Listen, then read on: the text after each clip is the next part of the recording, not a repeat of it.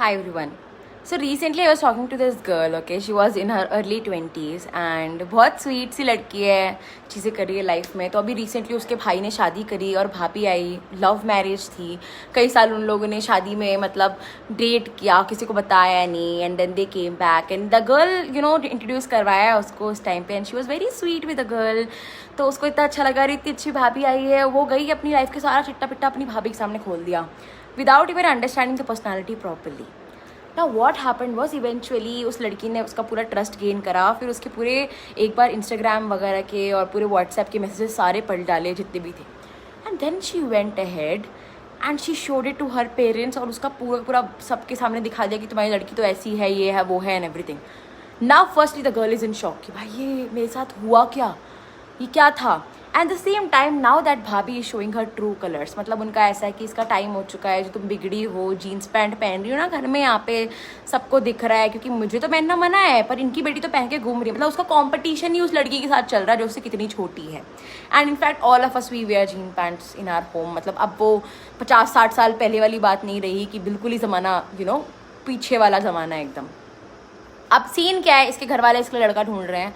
Even तो she is in early 20s की. नहीं यार ये तो ऐसे कांड कर रही है, ये है वो है. माई क्वेश्चन इज़ भाई सबसे पहले तो तू अपनी भाभी से पूछ कि तू खुद लव मैरिज करके यहाँ पे आई है और फिर आके मुझे ज्ञान दे रही है. मतलब same thing you are doing but you know what, कौन बुरा है, मैं. दूसरी चीज़ चलो जो भी था, I think you should be very very mindful of who you're sharing things, guys. Not everybody there is your friends, even your family members. This is a great lesson for a lot of people जिनको लगता है कि यार family तो हमेशा ऐसी रहेगी. Let me tell you, not everybody in your family and in your relationship thinks so much well about you. Nobody cares that much. शायद जो तुम्हारे लिए एक पल को केयर भी करते होंगे ना, वो भी तुम्हारे खुद के पेरेंट्स हैं. और अगर रही बात पेरेंट्स की हम बात करें तो guys not your parents are always right. Let me tell you that. Parents की अपनी खुद की चीज़ होती हैं, उनकी जो थिंकिंग होती है उसके बेसिस वो चीज़ें कर रहे हैं. उनके दिमाग में कहीं ना कहीं कई बार सोसाइटी तुमसे ज़्यादा मायने रखती है कि यार सोसाइटी क्या बोलेगी, ऐसा क्या हो जाएगा, वैसे क्या हो जाएगा. स्पेशली हमारे पेरेंट्स तो इतने ज़्यादा इन्वॉल्व होते हैं हमारी लाइफ के डिसीजंस में कि आप कुछ कर ही नहीं सकते. अब वो डिसीजन सही हो गलत हो, तुम उससे खुश हो नहीं हो, तुम्हारी लाइफ का इंपॉर्टेंट डिसीजन हो, तुमको उससे फ़र्क पड़ रहा है, तुम इतने बड़े हो गए कि तुम अपना डिसीजन खुद ले सकते हो. But it doesn't matter, you have to listen to what they say, right. So ऐसी सिचुएशन पे क्या करें. If you feel that you are stable enough wherein you can earn your things and you can take care of yourself, even though it's a major step, but try to do your own job or try to separate out and be independent and start doing something of your own. because कई बार कुछ फैसले, छोटी मोटी फैसले आप अपने parents सबसे कर सकते हो, बट लाइफ के बहुत सारे डिसीजंस होते हैं. जैसे कि मुझे किसी से शादी करनी है bro, and if the guy, I am not saying कि किसी भी लवड़े लफर लूफर को उठा के तुम शादी करो, but if the guy is really fine, the family is nice, चीज़ें वर्कआउट कर रही हैं, that is a big decision. Make sure you convince your parents to the end. अपनी पूरी कोशिश लगाओ, 2 साल 3 साल जितने भी लगे. And I have cases where people have given their best. तो उनको सबसे पहले तो कन्विंस करो, ठीक है. अपनी बात बनाना सीखो, अपनी बात के लिए स्ट्रॉन्ग हो. कोई भी इंसान आके तुम्हारे ड्रीम्स को चूर कर जाए ऐसा ज़रूरी नहीं होना चाहिए.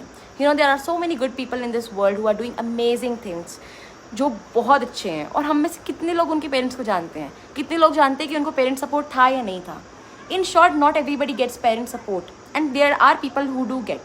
But if you want to do something of your own and not regret, you need to take your decision. You need to take that first choice. There is no two way about it.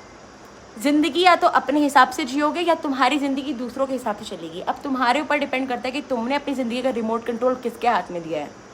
और रही बात दुनिया की, दुनिया तो बोलेगी, कुछ भी कर लो दुनिया तो बोलेगी ही कि ये ऐसा इंसान है, ये है, वो है and everything. But they will talk for 5 minutes and then nobody gives a fuck about you.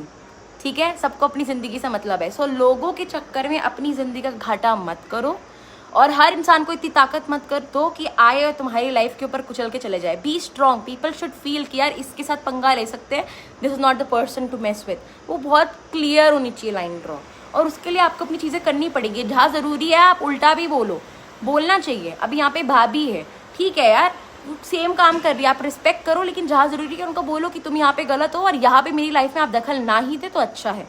ठीक है, मैं किसी को डिसरिस्पेक्ट करना नहीं सिखाती, लेकिन अगर सामने वाला इंसान आपको रिस्पेक्ट नहीं कर रहा है तो there is a limit till आप रिस्पेक्ट करोगे. After all you are not Gopi bahu, right. So yeah that was it for the day.